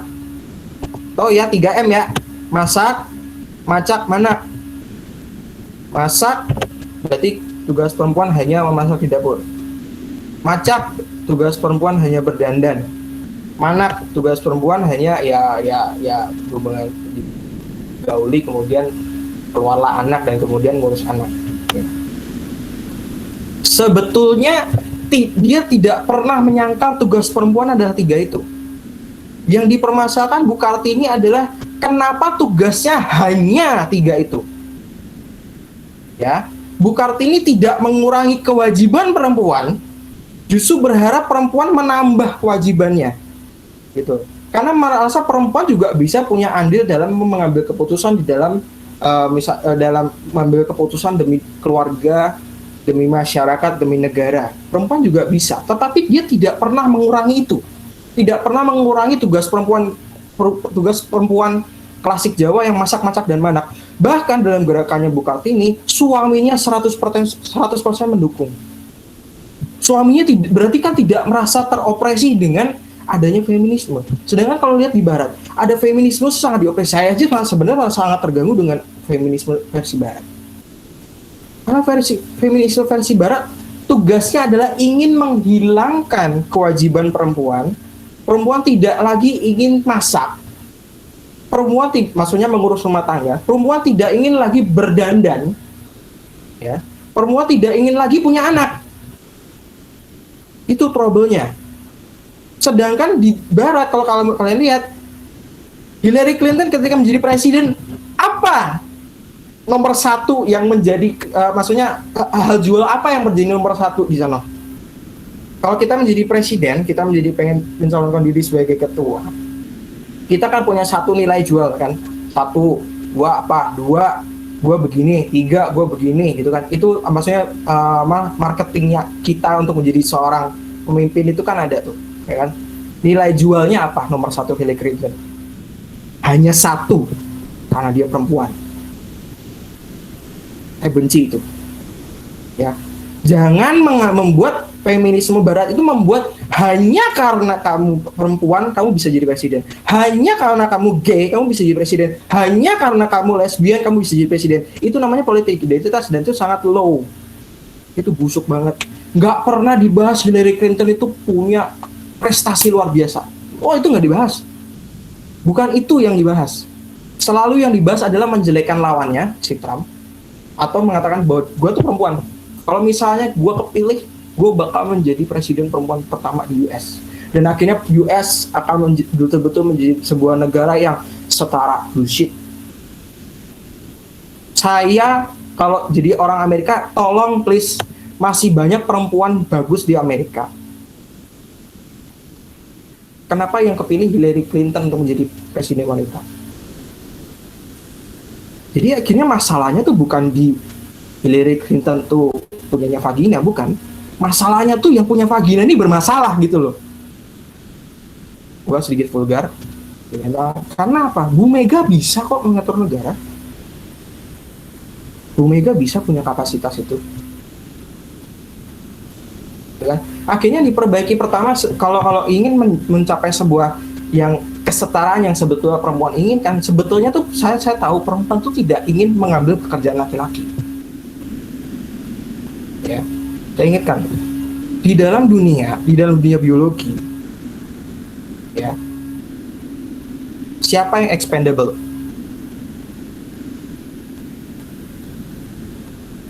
Laki-laki atau perempuan? Jantan atau betina? Di dunia biologi, di dunia alami, di mana-mana expendable, yang maksud saya expendable adalah yang kalau mati duluan siapa yang mati gitu loh. Yang boleh mati siapa duluan. Yang kalau misalnya terjadi apa-apa dalam masyarakat, yang jadi garda terdepan siapa? Sorry, Anda perempuan tuh selalu ditempatkan di belakang supaya Anda survive. Mas, mohon maaf, mungkin boleh dipersingkat langsung ke intinya pertanyaan atau argumennya supaya nanti teman-teman yang lain bisa menanggapi. Oke. Mohon maaf ya. Iya, murah. Akhirnya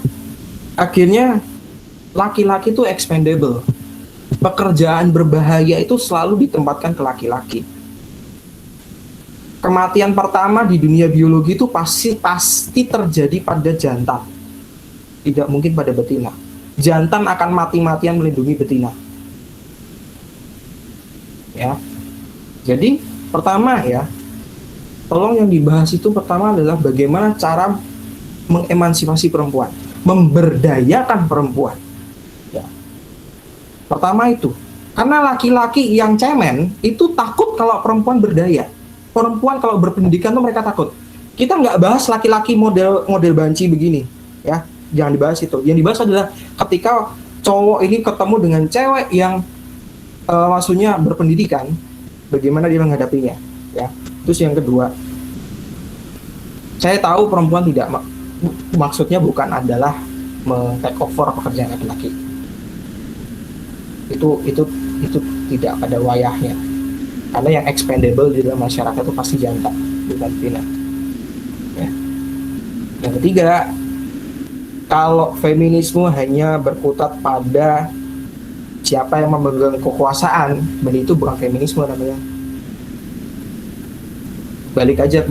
Karena setahu saya yang namanya feminisme di awal-awal tuh mereka sangat bagus, mereka benar. Kenapa? Karena arah ke sini tuh feminisme jadi sama dengan LGBT, menjadi alat politik saja. Setelah mereka jadi politik, nggak tahu jadi apa gitu kan.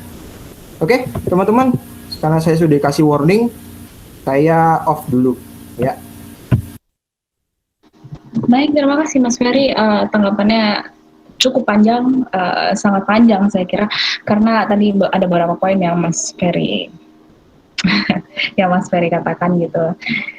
Ya salah satunya mungkin ya feminisme menggerakkan politik salah satunya, dan membahas mengenai Kartini. Kenapa kita tidak membahas soal Kartini? Tadi kan sudah disampaikan sebelumnya bahwa salah satu kritik yang datang dari feminisme itu adalah bahwa seakan-akan feminisme itu produk pemikiran Barat yang hanya diaplikasikan di negara dunia ketiga, sehingga muncullah itu akhirnya feminisme postkolonial, feminisme interseksional yang memandang bahwa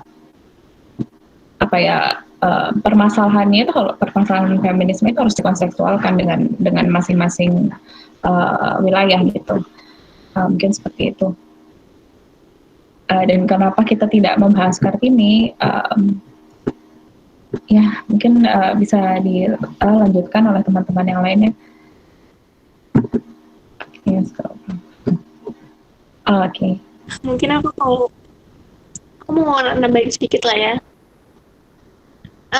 Tadi ya terima kasih untuk Mas Ferry yang bilang bahwa perempuan itu pintar dan lain-lain. Kenapa kita hanya fokus pada permasalahan feminisme, marxisme dan tentang manusia ini? Kenapa tidak fokus pada perempuannya itu sendiri untuk memperbaiki perempuan? Tadi kan mention juga kan. Nah, terus juga mohon maaf sekali tadi saya bukan ngomong tidak ada role model di Indonesia, bukan, tapi kurang dibahas pada saat ini gitu ya, karena karena juga memang feminisme yang dari barat itu sangat berpengaruh juga di Indonesia gitu. Mungkin kalau misalkan saya ingin menanggapi tadi kata Mas, kenapa mungkin peningkatan kapasitas perempuan gitu kali ya. Nah, memang peningkatan kapasitas kepemimpinan perempuan itu difokuskan untuk perkembangan individu gitu, dalam perspektif individualistis. Nah, terus kenapa tidak membicarakan emansipasi juga gitu kan? Terus juga yang Mas tadi bilang, para feminis itu tidak ingin punya anak, tidak ingin nikah atau hamil bla bla bla gitu kan. Sebetulnya itu yang udah saya mention juga tadi sebelumnya, kalau misalkan itu terkait paham feminisme yang ekstrim ya.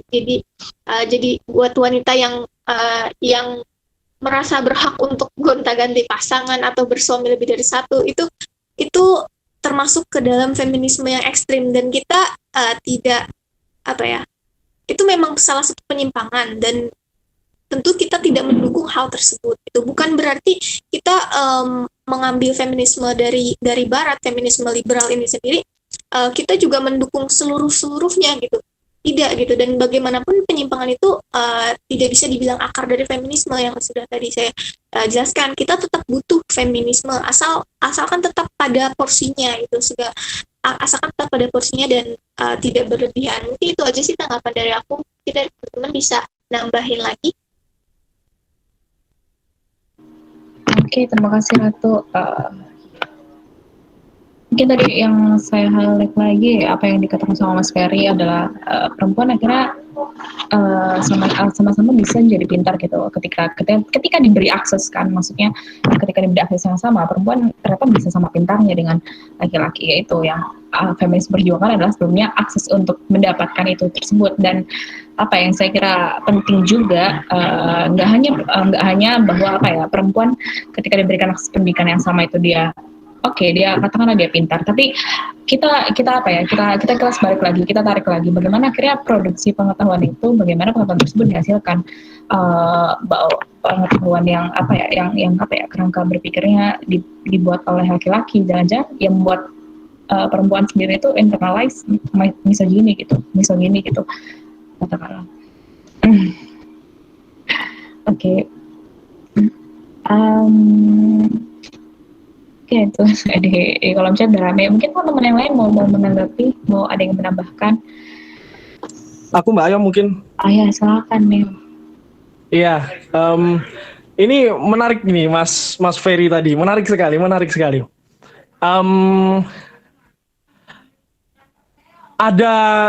Saya ada satu hal yang setuju dengan Mas Ferry, tapi lebih banyak tidak setujunya dengan Mas Ferry dalam beberapa hal. Jadi pertama saya setuju bahwa yang perlu dipakai adalah diksi emansipasi itu sendiri. Saya setuju. Karena jujur saya bahkan sudah beberapa tahun sebelumnya saya mempelajari Marxisme, dan yang dipakai dalam Marxisme untuk mewujudkan kesetaraan adalah langkahnya emansipasi. Melalui emansipasi, memang emansipasi itu diperlukan. Dan pertanyaan bagaimana caranya mewujudkan emansipasi itu, saya rasa Mbak Ratu ini punya di papernya, saya pernah baca papernya Mbak Ratu, waktu itu Mbak Ratu sempat share juga. Mbak Ratu bilang bahwa itu harus dimulai dari kesadaran diri sendiri untuk menghargai semua orang tanpa memandang siapa dia, bukan dari sisi biologisnya tapi sisi sosialnya. Saya setuju bahwa memang secara biologis laki-laki dan perempuan itu setara namun tak sama. Tapi Mas Ferry juga tidak boleh lupa bahwa kita sekarang berdiskusi dalam lingkup ilmu sosio-humaniora yang tidak hanya berkutat pada hakikat manusia sebagai makhluk biologis. Itu kenapa di Jerman ada perbedaan antara Naturwissenschaften und Geistwissenschaften. Naturwissenschaften itu membahas alam semesta ini sebagaimana kelihatannya. Tapi saat kita bicara dalam lingkup filsafat, feminisme yang adalah anaknya Geistwissenschaften, ilmu yang membijaksanakan jiwa, maka yang harus kita lihat pertama adalah rohnya itu sendiri. Adalah persoalan roh. Geistwissenschaften itu. bukan sekedar pada unsur biologisnya. Nah, saya mau membawa ini kemana? Begini, saat manusia itu sudah masuk, saat manusia itu sudah dikenakan unsur Geisteswissenschaften itu tadi, sudah dikenakan unsur sosial itu tadi, maka ia tidak bisa sekedar dilihat dari sisi biologisnya. Itu yang pertama harus Mas Ferry garis bawahi. Saya rasa saya mau memberikan masukan kepada Mas Ferry itu, bahwa manusia tidak bisa sekedar dilihat dari sisi biologisnya saja. Dan bagaimana persoalan Hillary Clinton, bahwa ia menjual dirinya hanya sebagai seorang perempuan untuk kemudian dipilih sebagai Presiden Amerika Serikat, itu tidak bisa dikenakan kepada seluruh para feminis yang ada di Amerika. Seperti Mbak Ratu tadi katakan, bahwa itu hanya satu dari bagian ekstremis. Kalau Mas Ferry bilang tadi backgroundnya biologi, saya pun percaya dalam biologi pun, dalam ilmu-ilmu eksak pun pasti ada perbedaan-perbedaan. Tidak perlu jauh-jauh, kita ambil saja misal seorang apologet Kristen John Lennox pun seorang matematikawan murni, dia punya perbedaan-perbedaan pendapat dengan ilmuwan-ilmuwan eksak yang lain. Jadi jangan kita samakan Hillary Clinton dengan semua feminis yang ada di dunia ini. Kemudian yang saya menarik lagi, ini mungkin pendapat terakhir saya, biar saya tidak panjang-panjang juga. Tadi Mas Ferry juga menggarisbawahi, ditanya gitu, kenapa feminisme itu pertama kali munculnya, pertama kali meledaknya pada era modern dulu, pada era Renaissance dulu, pencerahan dulu, itu bagus. Tapi kenapa belakangan ini, kenapa feminisme itu menjadi gerakan politis, yang tadi ditanggapi oleh Mas Kelvin, kalau nggak salah memang feminisme gerakan politis. Dan bergabung dengan LGBT, kenapa malah bersatu dengan LGBT? Mas Ferry, ada satu peribahasa Latin, Mas. Tempora mutantur ethnos autem cumilis. Manusia, zaman berubah, manusia pun ikut berubah. Dan feminisme sebagai bagian dari kehidupan manusia, Geisteswissenschaften itu tadi, yang mana Geist itu adalah rohnya manusia, ekspresinya manusia, tentu feminisme berubah. Jangan salahkan feminismenya, salahkan zamannya. Kalau kemudian feminisme itu bersekutu dengan LGBT, bukan salah feminismenya. Zaman yang membawa feminisme untuk kemudian berkembang, mempertahankan eksistensinya. Saya rasa Mas Ferry juga sebagai seorang biologis tahu ya, apa itu yang dimaksud dengan survival of the fittest. Dan feminisme sebagai sebuah paham, dia juga berusaha bertahan sepanjang zaman, dan ditambah lagi lingkup perjuangannya, yaitu memperjuangkan kesetaraan yang bermula dari kritiknya terhadap feodalisme yang menghasilkan patriarkis, sepanjang zaman pun masih tetap ada. Maka feminisme dituntut untuk terus menyesuaikan diri, dan zaman sekarang LGBT adalah salah satu basis juga yang perlu dibela. Basis yang kuat juga. Kenapa? Pertama, jumlahnya sudah mulai merebak gitu ya, sudah mulai banyak. Tetapi dirinya LGBT itu sendiri masih menjadi bagian yang didiskreditkan dalam masyarakat. Maka feminisme itu tadi yang tidak hanya berkutat pada perempuan, tapi mewujudkan kesetaraan itu, emansipasi itu tadi, tidak salah dong kalau bergandengan dengan yang namanya LGBT. Ditambah lagi di era postmodern sekarang kan, kalau Mas Ferry nanti baca bukunya Bambang Sugiharto, judulnya Postmodernisme Tantangan Bagi Filsafat, tuh di bagian awal halaman 27 kalau saya nggak salah, dari 8 dampak buruknya modernisme, dampak buruk ketiga yaitu individualisme itu coba untuk dibenahi. Individualisme yang kemudian mengakibatkan perpecahan-perpecahan dalam kelas-kelas sosial, baik itu ekonomi maupun gender, itu terjadi. Jadi saat postmodernisme era sekarang ini yang di dalamnya ada feminisme yang Mas Ferry tadi sebut sebagai feminisme gaya baru yang bersekutu dengan LGBT, dia adalah bagian dari postmodernisme itu. Dia menganut semangat yang sama dengan postmodernisme, bahwa ia mencoba untuk mewujudkan suatu struktur masyarakat yang tidak lagi individual, yang mana dibawa oleh modernisme, tapi mewujudkan suatu keadaan di mana semua orang punya kesempatan yang sama. Tidak peduli laki-laki atau perempuan, dan biarkan, tadi saya setuju dengan Mas Bagas, Mas Albert, biarkan pasar bergerak begitu saja. Saya setuju di situ itu tadi. Jadi saya rasa untuk Mas Ferry, saya setuju di awal tadi masalah emansipasi, tapi kemudian kalau kita bicara soal Naturwissenschaften, biologi, disiplin ilmunya Mas Ferry dengan disiplin ilmu filsafat Geisteswissenschaften, well, biologi tidak akan bisa berkembang jikalau tidak ada Geisteswissenschaften itu tadi. Saya rasa seperti itu Mas Ferry. Mungkin Mas Ferry banyak tidak setuju dengan saya, silahkan. Mungkin teman-teman yang lain juga tidak setuju atau ada koreksi, monggo silahkan. Terima kasih banyak. Aduh, kalau saya nggak ngomong tadi, kayak gituan nggak bakal dibahas tuh. Justru saya tadi mau kayak ekstrem itu supaya ada tanggapan. Jadi kalau ada tanggapan begini, malah saya senang gitu. Karena tanggapan Anda bukan ilmu saya, tanggapan saya bukan ilmu Anda. Dan tujuannya memang di sini kan supaya ada hal seperti itu. Di sini mengungkapkan hal ekstrem itu supaya ada tanggapan dari ilmu yang lebih terkait. Tapi permasalahan tidak setuju, memang saya tidak setuju karena biologi itu berkaitan dengan sosial, karena berhubungan dengan otak. Pola pikir perempuan dan laki-laki itu berbeda. Cuma dalam diskusi ini memang sebetulnya yang paling harus dibahas adalah permasalahan emansipasi atau kesetaraan dalam kesempatan. Itu betul sih. Jadi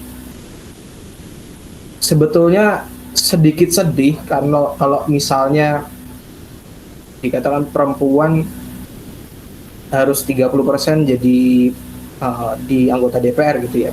Itu kesannya seperti difur gitu loh. Saya tuh kalau bisa ya kaum emansipasi, maksudnya kalian yang memperjuangkan emansipasi perempuan tuh cita-citanya adalah angka 30% tuh dihilangkan. Jadi betul-betul seperti pasar, tidak perlu ada angka 30%, karena kalau ada angka 30% itu berarti perempuan masih dalam kondisi yang tertekan secara tidak adil, secara tidak pasar bebas gitu. Ya, saya harap sih betul-betul di Indonesia tuh saya sebetulnya tidak seperti di Barat ya, kalau kita lihat ya. Indonesia itu perempuannya tangguh-tangguh, mamaknya kuat-kuat. Lu macem-macem lu disambut pakai sapu. Itu budaya takut sama mamah itu ada di Indonesia, dan itu tidak perlu diganti-ganti. Udah bener. Jadi kalau selama kita bisa menghargai ibu kita, seharusnya tidak ada laki-laki cemen yang membahas karena dia perempuan dia tidak qualified. Thank you. Oke, terima kasih Mas Ferry atas tanggapannya. Sebenarnya tadi saya cukup ketika Mas Ferry bilang angka 30% untuk minimal perempuan di kursi DPR itu dihapuskan. Saya nggak sepenuhnya setuju karena apa? Bukan artinya perempuan tidak mampu gitu. Tapi ini kembali lagi ke kritik pada feminisme liberal ya itu mengupayakan lebih ke meritokrasi, kompetisi dan itu bukan jalan keluarnya dari kesetaraan gitu. Dan kenapa di angka 30% itu saya rasa penting untuk ada di kursi DPR karena persoalannya adalah terkait juga dengan produksi kebijakan gitu, dengan kebijakan-kebijakan yang ada ke depannya, yaitu harus harus ada kacamata dari perempuan juga. Itu ya salah satunya adalah yaitu politik terus ada keberpihakan. Jadi saya rasa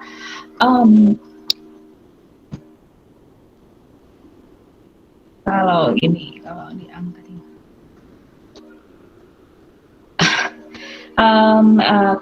kalau misalnya tidak ada minimal angka 30%,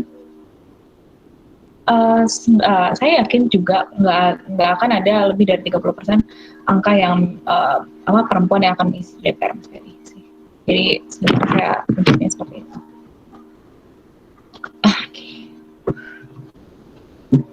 Ratu mungkin mau menambahkan, mau menanggapi? Aku nggak ada tanggapan sih karena tadi udah aku jelasin di awal tadi. Mungkin yang lain. Oke, terima kasih Ratu. Kalau ada angka 30% ke perempuan, terus harus ada yang 30% ke laki-laki, itu baru adil. Persoalannya begini Mas, maksudnya aksesibilitas.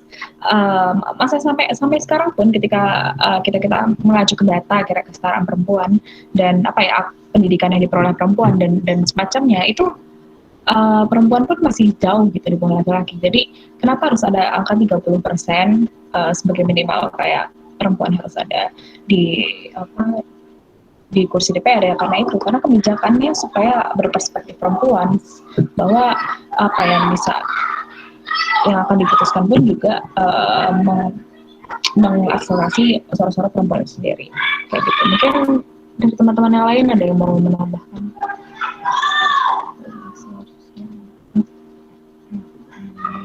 Tadi di komentar cukup ramai, sekarang cukup sepi. Nah, gimana teman-teman lain, ada apa yang mau menambahkan?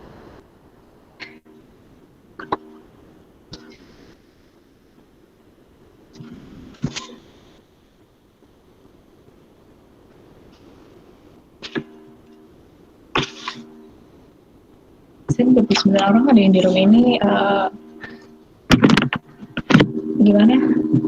Apakah ada yang mau menambahkan? Ratu mungkin mau menambahkan soal penjelasan terkait perannya bagaimana? Nggak bahas membandingkan dua perempuan di posisi kuasa. Mungkin nanti di diskusi selanjutnya. Ya, nih. Kenapa, Dim? Kenapa? Mau dijawab sungguhan apa enggak, Dim?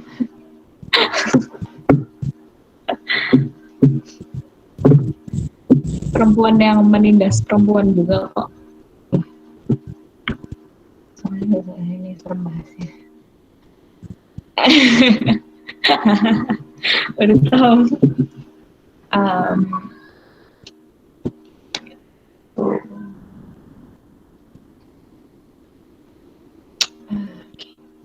Apa ya, mungkin untuk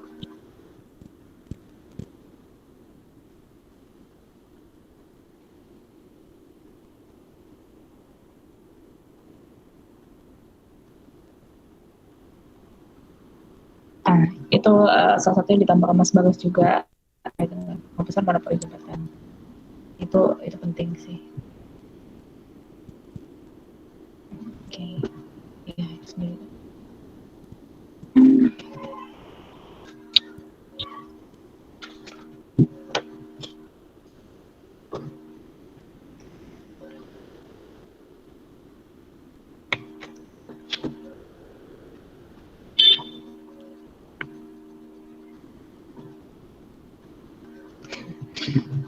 Tadi saya menambahkan aja barangkali teman-teman belum ada yang mau menambahkan. Kenapa akhirnya kok feminisme istilahnya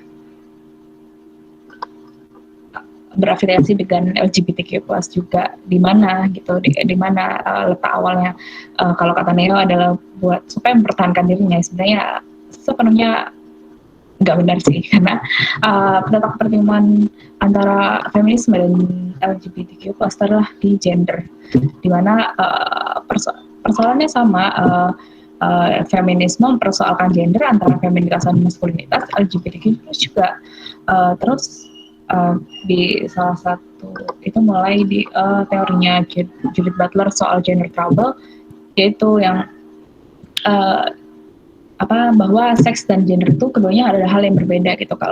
Kalau seks adalah apa yang ada secara biologis, sementara gender itu adalah lebih ke performatif kayak gitu. Makasih. Sama menambahkan juga sih kayaknya terkait kata pemberdayaan. Kayaknya kata pemberdayaan ini cukup problematik karena dilihat kalau ketika kita berusaha memberdayakan perempuan, artinya perempuan nggak berdaya gitu. Ya mungkin dengan kata-kata yang ya emansipasi. Oke.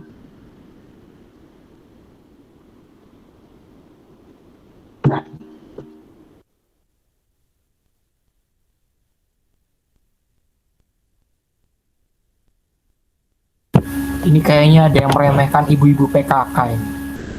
Kalian belum tahu rasanya diomelin ibu-ibu PKK berarti. Gimana tuh, Mas? Nggak, ini di chat ini. Ada yang mention ibu-ibu PKK. Ya, kalian belum tahu rasanya diomelin sama ibu-ibu PKK. Ah, kurang ajar. Nyuruh bakti sama orang tua. Mas Ferry pernah ini ya, Mas Ferry pernah ini penyuluhan bareng ibu PKK, Mas? Pernah dong, pernah ikut. Wih, mantap Mas Ferry. Saya menjalankan ya Tridharma Perguruan Tinggi ketiga ya, Mas ya? Ya, secara nggak langsung. Waktu saya tinggal di Salatiga kan begituan juga ada. Ibu PKK juga sebenarnya bisa menjadi sebuah kekuatan sosial ekonomi yang bagus sih. Di Indonesia itu kan sebenarnya tidak perlu diajari apa yang namanya komunisme ala barat. Sebenarnya sudah dari awal kultur orang Indonesia adalah ya seperti banteng, bersekutu. Kalau ibu-ibu PKK lagi renggang, anak-anak di sekolah mereka bisa kerja kok. Mereka bisa berbuat sesuatu demi lingkungan, demi masyarakat tanpa perlu harus ada laki-laki di situ. Jadi ibu PKK jangan diremehkan. Sebetulnya kalau mau diterapkan, ibu PKK itu bisa menjadi sebuah kekuatan ekonomi, sebuah desa misalnya menjadi powerhouse dalam produksi buah tertentu, menjadi produksi kain tertentu, ya kan? Itu semua kalian pikir dari sebuah kapitalisme. Enggak, itu kekuatan ibu PKK. Masalahnya cuman penghargaan terhadap itu dalam bentuk moneter itu kurang, itu aja. Harusnya tuh hasil kain-kain yang ada di desa yang sebetulnya unik itu harusnya ada brokernya yang mampu untuk menjualnya dengan harga tinggi. Ibu PKK tuh serem loh. Jangan kalian anggap kalah ibu-ibu PKK lo, jangan. Serem loh. Kalau kita waktu zaman kemerdekaan pagar betisnya siapa? Ibu-ibu PKK sebenarnya. Ya kan? Jadi dari awal ibu-ibu itu memang menakutkan, di jalan raya maupun di rumah tuh tetap menakutkan. Jadi pagar betisnya Kirwani.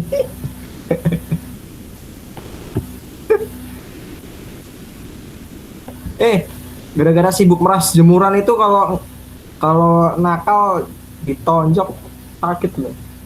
Tuh perempuan-perempuan ibu-ibu PKK tangannya kuat itu.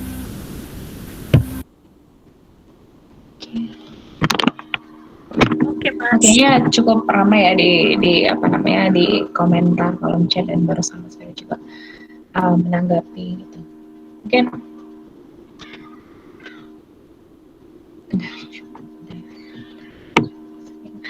Mungkin gimana Ratu mau memberikan tanggapan atau menambahkan apa yang penjelasan Ratu tadi, menekankan posisi Ratu ada di mana di kritik feminisme liberal sendiri.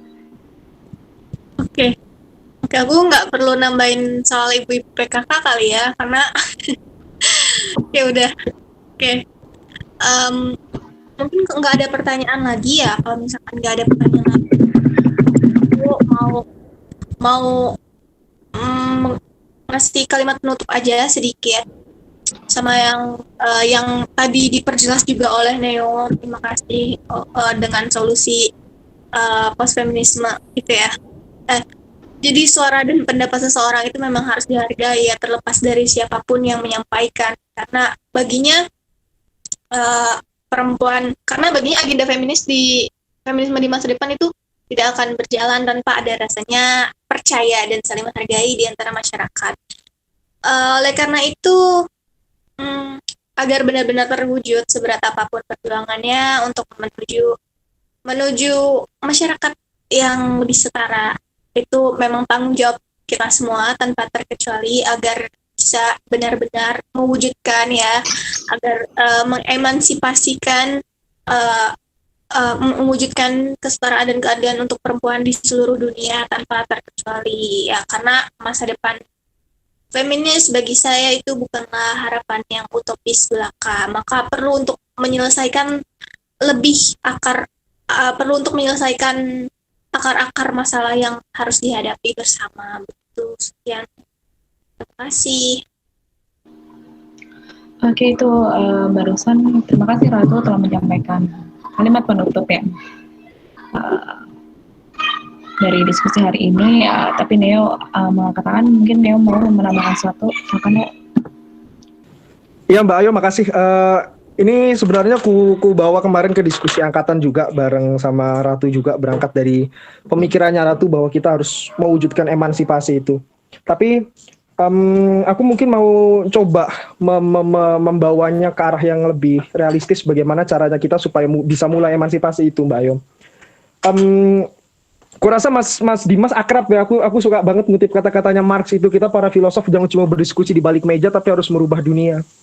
Ya, dimulai dari kita para filosof ini, menurutku kita harus melakukan sesuatu yang apa yang aku istilahkan itu namanya hegemoni terbalik. Kita menjadi kaum elit, kita menjadi organisator di sebuah organisasi besar yang namanya kita kenal dengan media sosial sekarang. Dimulai dari kita sebagai orang-orang yang sadar akan pentingnya emansipasi ini, kita mengampanyekan secara drastis, kita mengampanyekan secara masif, secara intens. Kita mempropagandakan ini di media sosial untuk bisa mewujudkan emansipasi yang kita cita-citakan itu. Saya rasa dengan begitu nantinya kalau masyarakat sudah bergejolak, masyarakat sudah mulai terbuka, dan masyarakat sudah mulai sadar bahwa emansipasi gender itu perlu, pemerintah yang di atas itu yang rupa-rupanya masih bau-bau patriarkis itu bisa sedikit-sedikit terkikis dan tergeser. Itu ya, yang saya sebut hegemoni terbalik. Jadi mungkin bisa dimulai dari situ. Mohon maaf juga Mbak Ayu mengganggu waktu makannya nanti. Ya, sekian saya rasa. Terima kasih untuk teman-teman. Oh, ngomong-ngomong Mas Dimas, saya belum ngapalin bahasa Jerman, yang mungkin saya bisa belajar. Makasih. Oke, terima kasih dari Medaneo. Tadi aku sempat apa yang kiranya kita bisa lakukan. Menurutku yang paling penting untuk kondisi yang kira-kira sekarang dan untuk kedepannya feminisme adalah kita menyadari dulu nih bahwa kita ada di Indonesia, di negara dunia ketiga, di negara bekas jajahan. Kita harus tahu bahwa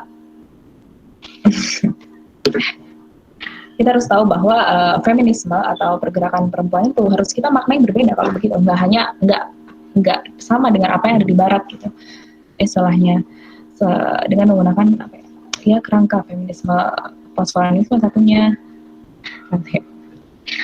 Terus yang perlu saya sadari, yang perlu juga menurutku penting untuk orang akhirnya paham bahwa ketertindasan itu tidak hanya satu, tidak hanya kita perempuan tertindas. Bisa jadi ketika kita perempuan Jawa dan ketika ada perempuan timur, perempuan timur itu lebih tertindas. Jadi ketertindasan itu ada interseksional gitu, saling berkelindan satu sama lain.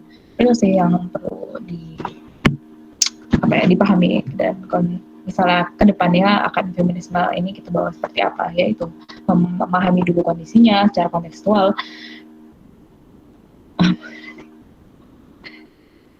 Menarik Ayo. Tadi kamu nyinggung soal tentang interseksi ya. Jadi aku mau bilang kalau tadi bahasanya Neo terlalu ambigu dengan istilah hegemoni terbalik. Kalau saya mau langsung aja, apa yang harus dilakukan adalah melakukan kontra hegemonik ya. Kontra hegemonik terhadap tatanan yang ada. Jadi emansipasi yang dilakukan adalah membangun kalau dalam istilahnya Lakang tuh ada namanya nodal point ya. Jadi membentuk rantai kesamaan. Jadi antara masing-masing identitas yang berbeda, misalnya I am seorang feminis, point the capital. Aku seorang feminis, terus Neo seorang aktivis lingkungan, Dimas seorang sosialis. Kita harus membangun satu, kendati identitas kita berbeda, kendati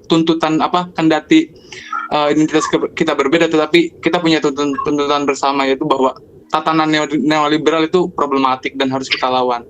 Kita membangun tuntutan bersama, itu mungkin. Ya, mungkin terima kasih Sentri, itu benar.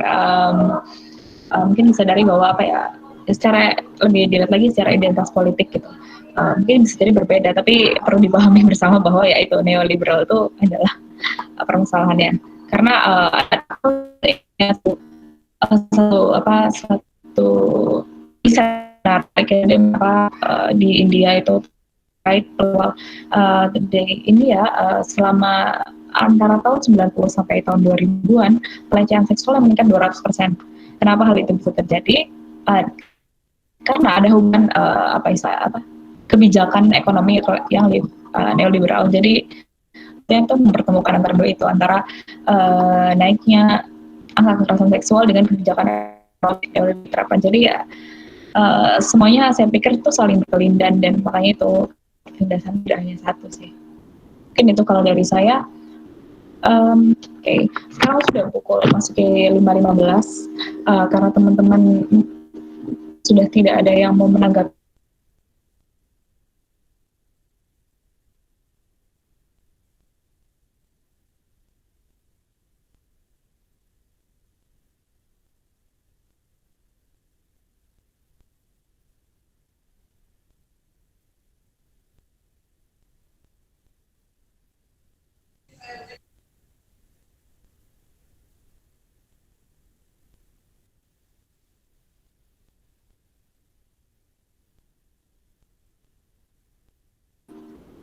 Halo, apa keputus ya? Itu Mbak Ayam keputus kah?